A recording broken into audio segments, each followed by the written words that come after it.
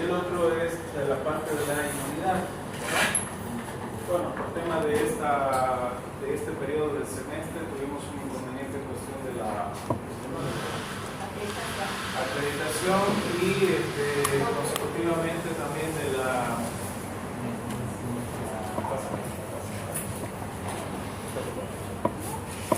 ¿ya?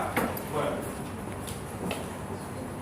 ¿quiénes han realizado su examen parcial? Ya lo hicieron. El resto nada. Después de esto ya pueden hacer sus parciales, ¿de acuerdo? Bien. Bueno, vamos a leer entonces formación de orina. Primero vamos a hablar de algunas generalidades de cuál van a presentar los mecanismos de formación de orina. Para eso es importante recordar que el riñón tiene la unidad anátomo-funcional que es la nefrona. La nefrona se compone por una cápsula llamada cápsula de Bowman, el túbulo contorneado proximal, asa de Henle, el túbulo contorneado distal y que termina en el túbulo colector. Para eso es importante recordar también que tiene aquí la arteriola aferente y la arteriola eferente, ¿sí? Dos arteriolas que son importantes.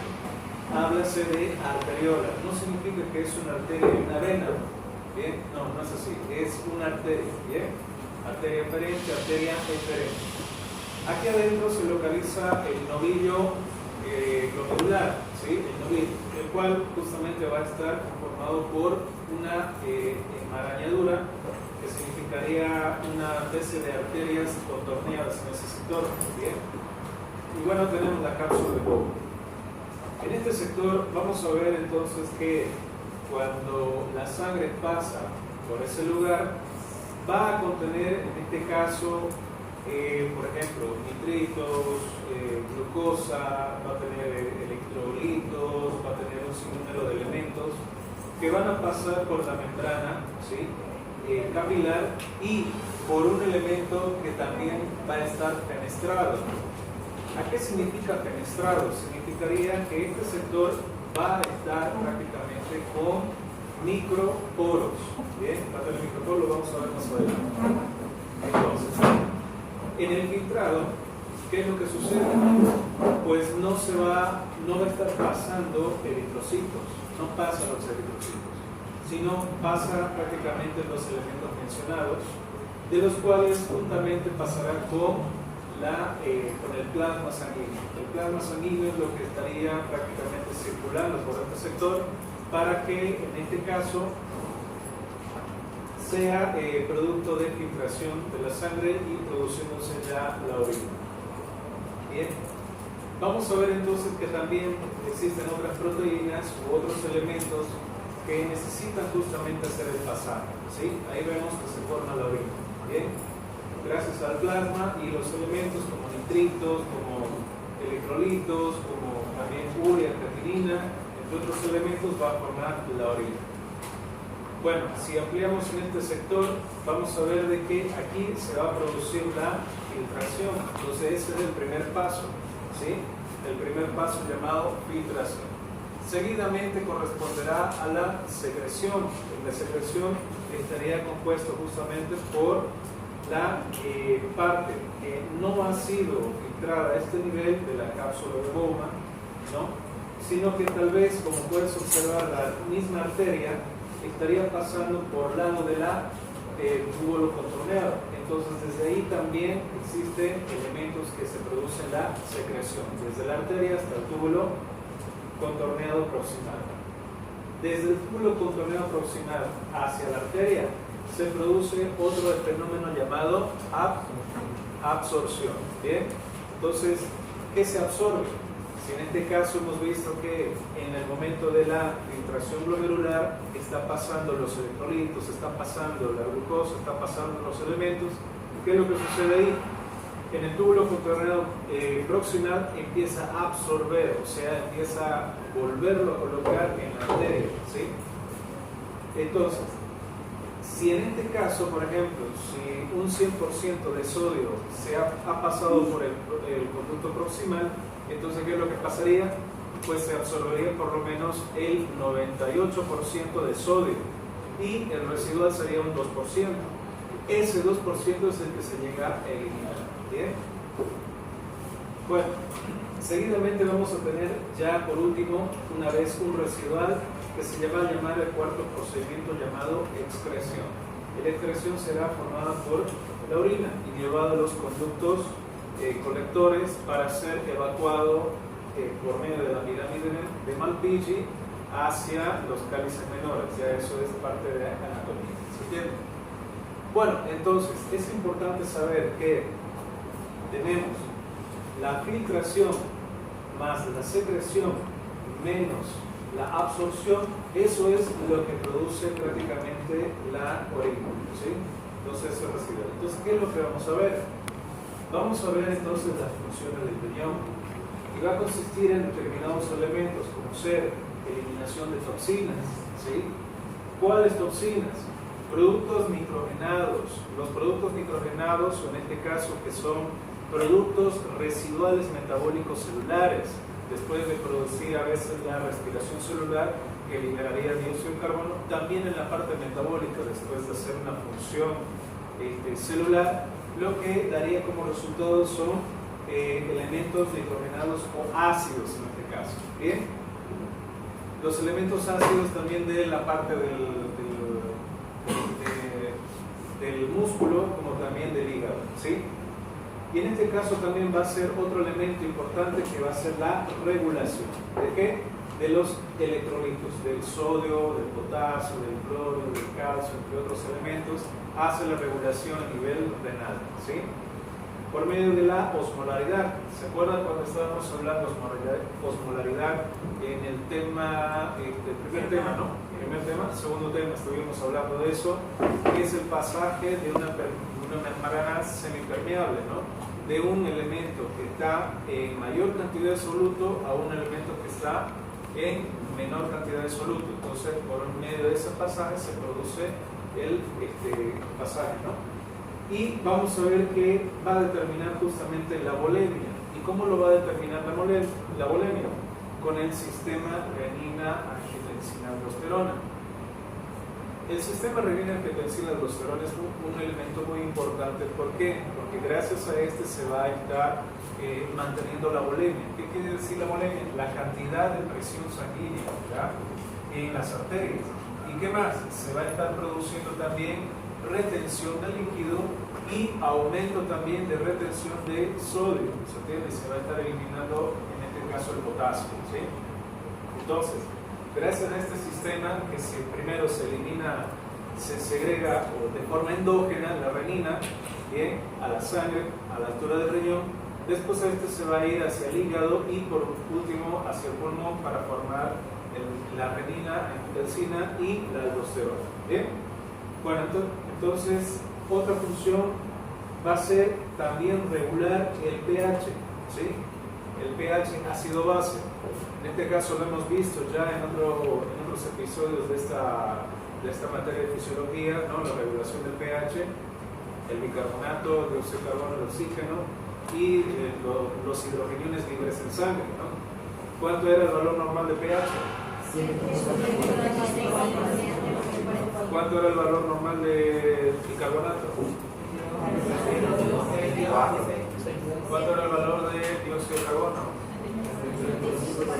Perfecto, entonces ahí ves. Entonces esos son los valores normales, ¿bien? Entonces, ¿se acuerdan que hemos estado jugando, interactuando con esos valores para determinar una gasometría arterial?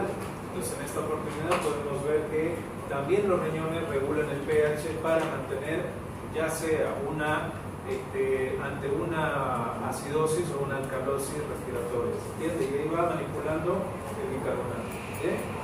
Otro elemento importante es la regulación hormonal, ¿sí? La regulación hormonal, una que ya hemos mencionado, el sistema renina-angiotensina-aldosterona, y el otro sistema que es la eritropoyetina. ¿Se acuerdan que también hemos hablado acerca de cuando existe una hipoxia en el cuerpo, producto de que nosotros nos fuimos a un lugar muy elevado, por encima, por ejemplo, 4.000 metros sobre el nivel del mar, entonces nosotros no conseguimos respirar adecuadamente, ¿sí? Entonces, a nivel tisular nos falta esa oxigenación. ¿Qué es lo que se libera primero? Entonces se libera eritropoyetina. ¿Para qué? ¿Para qué es la eritropoyetina? ¿Para qué es? Aumenta la producción de eritrocitos. Ya, pero ¿cuál es la palabra adecuada? Eritropoiesis. Se produce. ¿Dónde se produce la eritropoiesis? Elías, ¿qué más? Otro lugar. Médula ósea. ¿Dónde se encuentra la médula ósea? ¿Dónde se encuentra? ¿Cuál hueso? No son todos, por si acaso. Puede ser, ¿cuáles huesos largos? ¿Qué parte del fémur?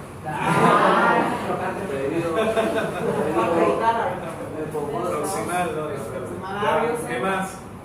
En el hueso coxal. ¿Qué parte del hueso coxal? ¿Cuál es el hueso coxal? ¿Se encuentra acá el hueso coxal? No. ¿Dónde está? ¿Se encuentra aquí? ¿Dónde está?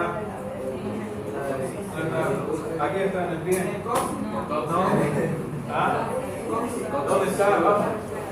Ah, en la cadera, muy bien, ese es el hueso coxal. ¿En qué parte del hueso coxal? ¿Cuántos huesos forman el hueso coxal? Vamos, sacando dos. ¿Ah? 5 huesos, ¿cuáles son? A ver. No, ¿verdad? ¿Cuáles son? El sacro. Negativo, no, bueno, no. Puis, isquio y ilio, 3 huesos importantes, ¿no? Claro, ahí está la parte. Entonces, ¿qué parte del hueso costal está la médula? Está en la parte ilial, ¿sí? Ahí es donde realmente este nivel se hace con una punción, con una aguja para extraer la médula y hacer, ¿cómo se llama? Trasplante de médula ósea. Eso es lo que se habla. Si quieren, trasplante de médula ósea a ese nivel, la cresta iliaca. Desde ahí se pasa a un paciente que tenga la misma compatibilidad. ¿Entienden? Bueno, sigamos. También el riñón es importante, en el cual va a estar nivelando la 1,25 dioxicalciferol, del cual eso va a ser la vitamina D. ¿Bien? La dioxicalciferol. Es un trabalenguas, ¿no? Oxicalciferol, ¿ya? Calciferol, ¿ya?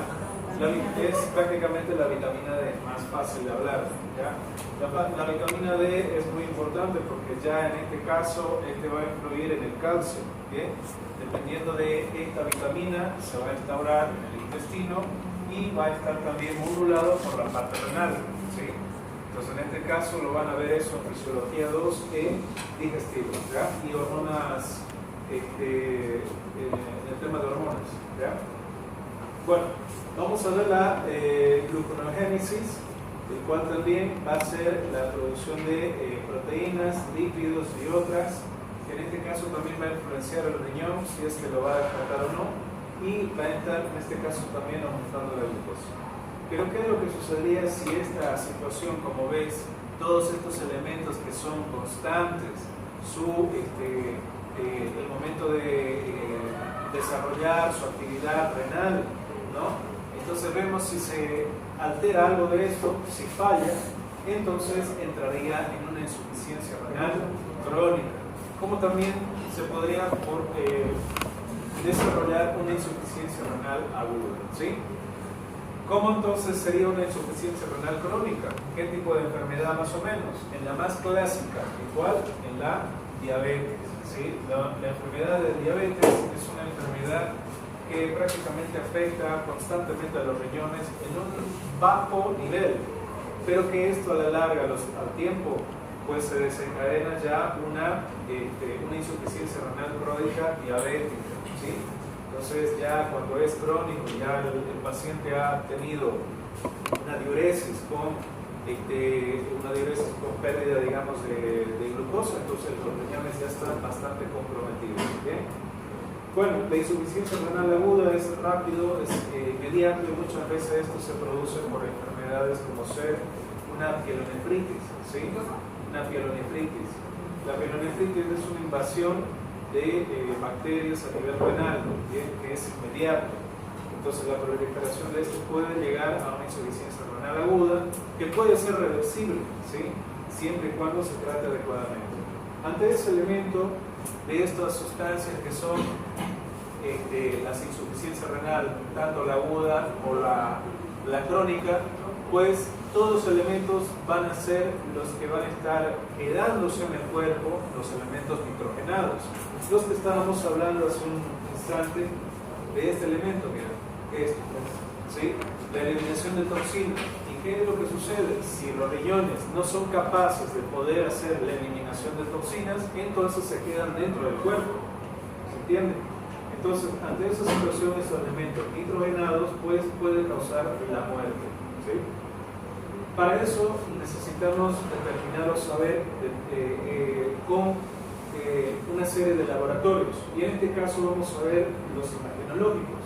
Primero vamos a tener una ecografía, determinando también si es que están buenas las dimensiones, si es que están alterados, si es que tienen algún cálculo dentro, cómo está la corteza, cómo está la médula, como también tomando una tomografía axial computarizada, puede ser también con contraste, entonces se puede determinar con mayor especificidad el asunto de los riñones, ¿bien? Y en el último de los casos, una gamografía renal que estaría justamente utilizándose para la función renal, ¿sí? Cuando qué determinado porcentaje del riñón está funcionando. En esta situación vamos a ver de que a nivel de los laboratorios, uno de ellos se tiene que hacer la orina.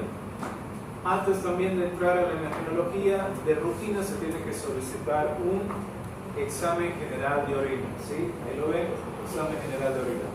Y el examen general de orina se tiene que ver primero las características físicas. ¿Cómo? O sea, ahí tenemos, por ejemplo, ustedes cuando llevan su muestra, ¿no? En un frasquito, colector, color amarillo, lo llevan al laboratorio y ahí prácticamente van a hacer las determinadas evaluaciones. Entonces van a ver primero el color, el olor y la densidad de la orina, ¿sí?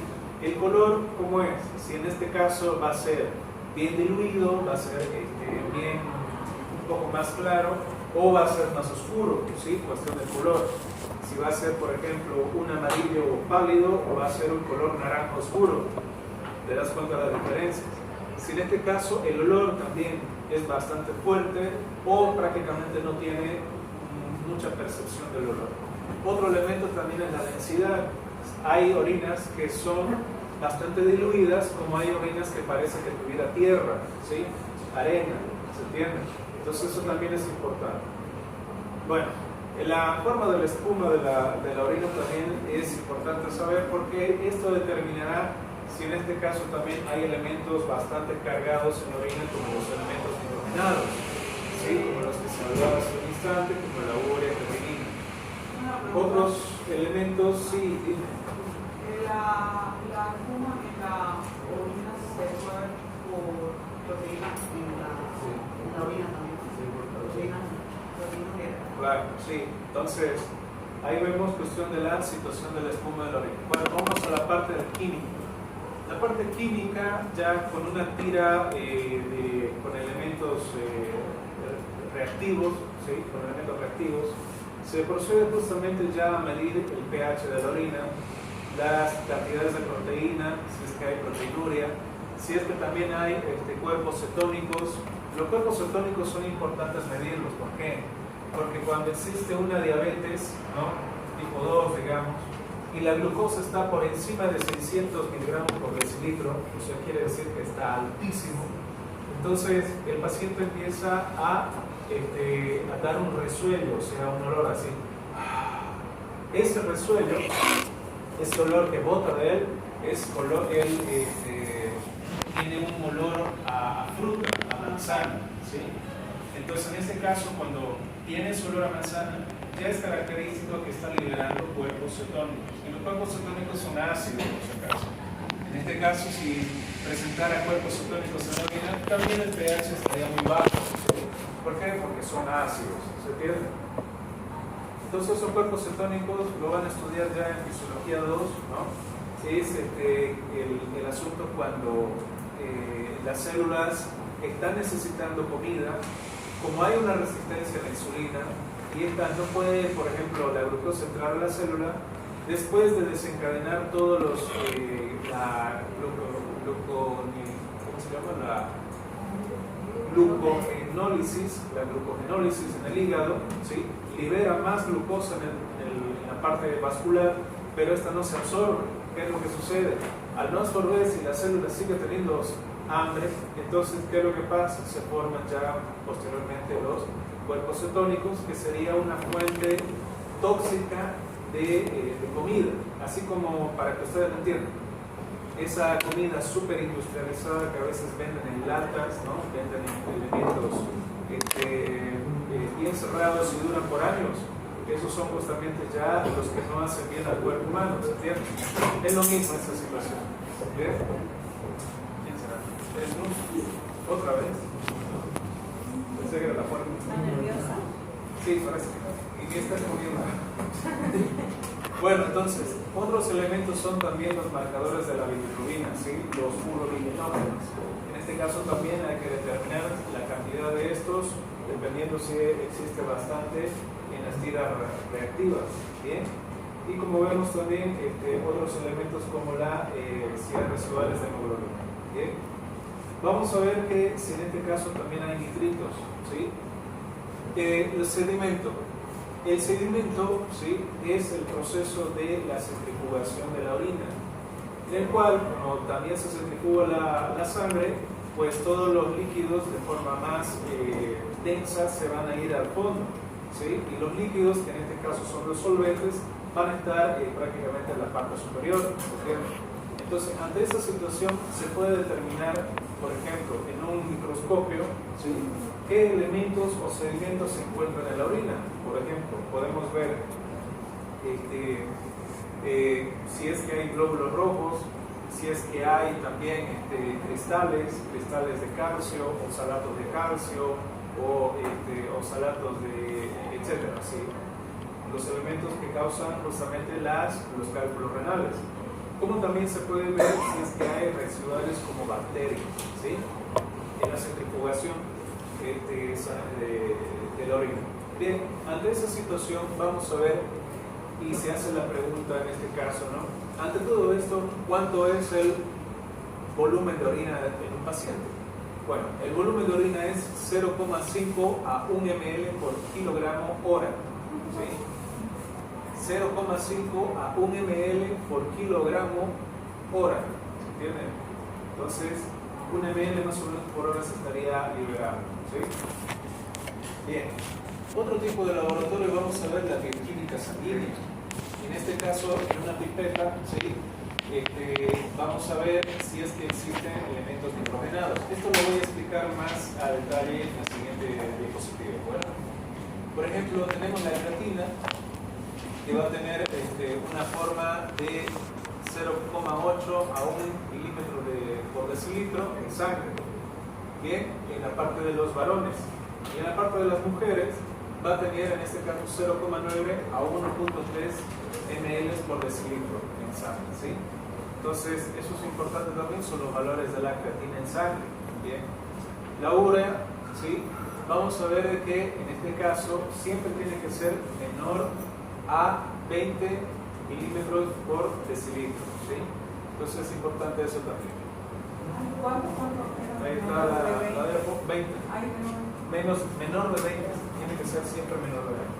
Si en este caso está más de esa cantidad, quiere decir que ya hay algún problema en los riñones, ¿sí? Entonces siempre tiene que mantener por debajo de eso, ¿sí? Siempre. O sea, ¿qué quiere decir?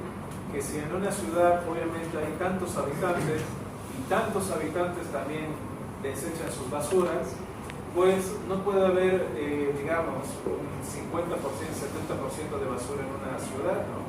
Si no, estaríamos todos enfermos, la gente moriría de epidemias, etc. Entonces, sí tiene que estar por lo menos en un 5%, 20% la ciudad limpia. Entonces, o en este caso con basura. ¿Por qué? Porque constantemente ustedes están botando basura, ¿se entiende?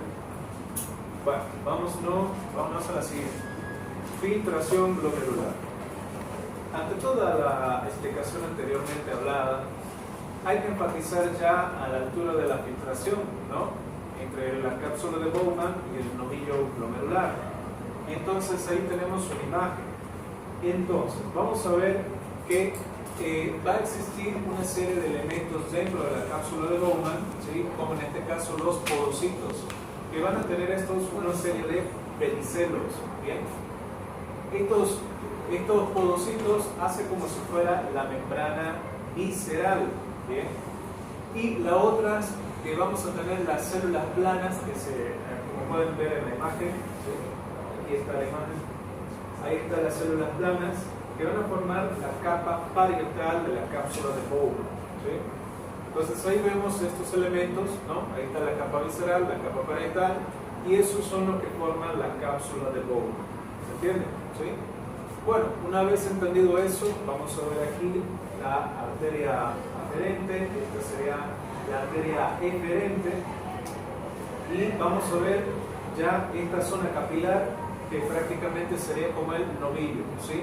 El novillo, zona capilar que está justamente bien contorneada, bien apretada en ese lugar, va a estar en contacto justamente con los podocitos, y eso va a ser, como te puedo mencionar ahí, el lugar fenestrado, ¿sí? ¿Qué significa la zona o lugar fenestrado? Significaría en este caso que existe determinados poros, ¿bien? Unos poros, determinados poros, ¿ya? Es poroso. Bien, ¿qué más? Vamos a ver que en estos elementos, ¿no?, como vemos, la cápsula renal, la cápsula de Bowman y la parte capilar de los glóbulos fenestrados formará el corpúsculo renal. ¿Qué es el corpúsculo renal? Es todo esto, ¿sí? Si se te pregunta en el examen cómo está compuesto el corpúsculo renal, formado por la cápsula de Bowman y los capilares glomerulares fenestrados. ¿Cómo está formada solamente la cápsula de Bowman? Por, en este caso, los podocitos que tienen pedicelos, esa formará la capa visceral, y las otras células planas que se encuentran en la periferia, formará la capa parietal de la cápsula de Bowman. Entonces ahí vemos cómo se forma. ¿Se entiende? Bueno, ahí vemos todo esto de acá, todo esto de aquí, sería el túbulo contorneado distal. Y este túbulo contorneado distal va a contener unas células, estas células maculares, ¿bien? Estas células maculares son quimioreceptoras, ¿bien?, que en este caso captan el descenso del sodio, ¿sí? Captan el descenso del sodio. Estas células son quimioreceptoras, captan el descenso del sodio. Entonces, vamos a ver otro tipo de células que son las mesangiales. Aquí están las mesangiales, estas de aquí, ¿sí? Estas son las maculares, estas son las mesangiales. Y una más que vamos a localizar acá van a estar las células yuxtaglomerulares. Las células yuxtaglomerulares sabemos que son unos receptores sensoriales que permiten justamente captar la variación de la presión sanguínea en la arteria aferente, ¿sí? Cuando en este caso esta arteria disminuye su proceso, su presión arterial adecuada, que por lo menos es 120/80, digamos, disminuye, entonces estas células yuxtaglomerulares estarían liberando la hormona llamada renina, y con eso desencadena el sistema renina-angiotensina-aldosterona. ¿Se entiende? Bien, entonces ahí vemos. Cuando esta situación disminuye, ¿sí?, vamos a pasar a las fuerzas que dependen al filtrado glomerular. Bueno, cuando se habla acerca de agua, ¿sí?, cuando se habla acerca de cantidades, volúmenes de líquido, existen determinadas presiones, existen determinadas fuerzas, y estas van a ser la presión hidrostática y la presión coloidosmótica, ¿sí? O sea, una es la que empuja hacia la pared y otra es la que sostiene y mantiene dentro de esa cavidad del agua, ¿se entiende? Entonces, una es la que empuja, la hidrostática empuja siempre afuera, es como que si yo estuviera empujando constantemente, ¿sí? Y la resistencia de la pared es la coloidosmótica, ¿se entiende? ¿Sí? Evita que yo salga de este lugar, así para que puedan entender, ¿sí? Entonces vamos a ver aquí, tenemos, ¿no? En este sector un capilar, ¿sí? Este es un capilar a esta altura, es lo mismo que se podría observar acá, ¿sí? Ahí está un capilar y vamos a ver prácticamente un sector de la cápsula de Bowen. Entonces, el capilar tiene una presión hidrostática de 60 milímetros de mercurio, ¿sí? 60 milímetros de mercurio. Vamos a ver que ante esos 60 milímetros de mercurio, que es bastante, vamos a ver que tiene una resistencia de aproximadamente 36 milímetros de mercurio, que se correspondería a la presión coloidosmótica, ¿sí? Entonces la presión coloidosmótica, como puedes observar, es la que repele, en cambio la hidrostática es la que empuja. Bien, entonces aquí vamos a ver en la presión que existe en el glomérulo, ¿sí? Vamos a ver la presión hidrostática, que prácticamente sería entre 18 milímetros de mercurio, ¿sí? Y la coloidosmótica prácticamente es la que estaría nula, ¿sí? ¿Por qué es nula? Porque necesita prácticamente recibir, ¿sí? No necesita mantener, sino recibe y filtra. Es por eso que tiene su nulicidad. ¿Bien? Ante esa situación vamos a ver de que al momento que toda la sangre filtrada, en este caso sería el plasma sanguíneo, estaría pasando por este sector, ¿sí? Que sería ya túbulo contorno proximal, azorenal distal, viene consecutivamente la presión neta de perfusión. Entonces, ¿qué es la perfusión neta de perfusión? Es la suma o la resta, como vemos, la presión hidrostática capilar menos la presión coloidosmótica capilar menos la presión hidrostática glomerular, ¿sí? Vemos cómo es ese sector, vemos, ¿no? La presión hidrostática hidrostática de capilar sería 60 milímetros de mercurio. La presión coloidosmótica de capilar sería 32 y la presión hidrostática glomerular sería el número 18. Restado todo esto daría un 10 milímetros de mercurio. Pues esos 10 milímetros de mercurio permite justamente hacer el filtrado glomerular y que se produzca orina. ¿Se entiende? Que se produzca orina. Gracias a esos 10 milímetros de mercurio. ¿Se entiende? Bien. Entonces ahí vemos que el filtrado glomerular prácticamente el residual de toda la resta de todas estas fuerzas, fuerzas hidráulicas, esa es la palabra, hidráulicas. Entonces, ¿qué es lo que sucede? Un residual es de 10 milímetros de mercurio, ¿sí? Esa es la presión adecuada. Gracias a esa presión prácticamente permite producirse la orina. ¿Bien? Entonces, ante esa situación vamos a ver que en cada parte se forma la tasa de filtración glomerular, y esa tasa de filtración glomerular, lo normal en un paciente estable, tranquilo como todos ustedes, sería entre 90 a 120 ml por minuto por 1.73 metros cuadrados. ¿Qué quiere decir? Que en este caso, por todo nuestro sector, esa cantidad se va a estar filtrando, ¿se entiende? Entre 90 a 120 ml por minuto, entre 1.73 metros cuadrados, ¿sí? ¿Qué quiere decir?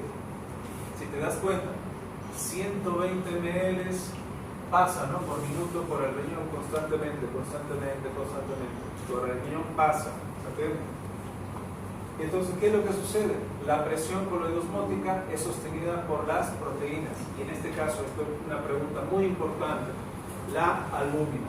Si tenemos un descenso de la albúmina por una proteinuria, entonces la presión coloidosmótica disminuye.